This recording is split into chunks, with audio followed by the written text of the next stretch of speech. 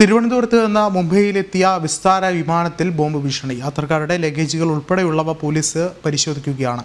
വിമാനം land ചെയ്തയുടൻ bomb ഭീഷണിയെക്കുറിച്ച് യാത്രക്കാരെ അറിയിച്ചു.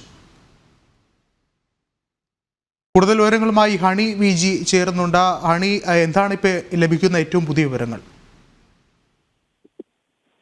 ഹലോ വിഷ്ണു. യെസ്, ഹണി കേൾക്കാം, പറഞ്ഞോളൂ. തിരുവനന്തപുരത്ത് നിന്ന് മുംബൈയിലെത്തിയ വിസ്താര വിമാനത്തിനാണ് ബോംബ് ഭീഷണി ഉണ്ടായിരുന്നത്. 3:15 കൂടിയിട്ടാണ് മുംബൈ വിമാനത്താവളത്തിൽ ലാൻഡ് ചെയ്യപ്പെട്ടത്. വിമാനം ലാൻഡ് ചെയ്ത ഉടൻ ബോംബ് ഭീഷണിയെക്കുറിച്ച് യാത്രക്കാരെ അറിയിക്കുകയും ലഗേജുകൾ പരിശോധിക്കുകയുമായിരുന്നു. പക്ഷെ ഇതുവരെയും സംശയാസ്പദമായ യാതൊന്നും കണ്ടെത്താൻ കഴിഞ്ഞിട്ടില്ല എന്നതാണ് വിവരം, നമുക്ക് ലഭിക്കുന്ന വിവരം. ഹണി, അതുപോലെ തന്നെ പോലീസിന്റെ ഭാഗത്ത് നിന്ന് എന്തെങ്കിലും വിവരം ലഭിക്കുന്നുണ്ടോ? ഇത് സംബന്ധിച്ചുള്ള അന്വേഷണങ്ങളൊക്കെ എങ്ങനെയാണ് പുരോഗമിക്കുന്നത്?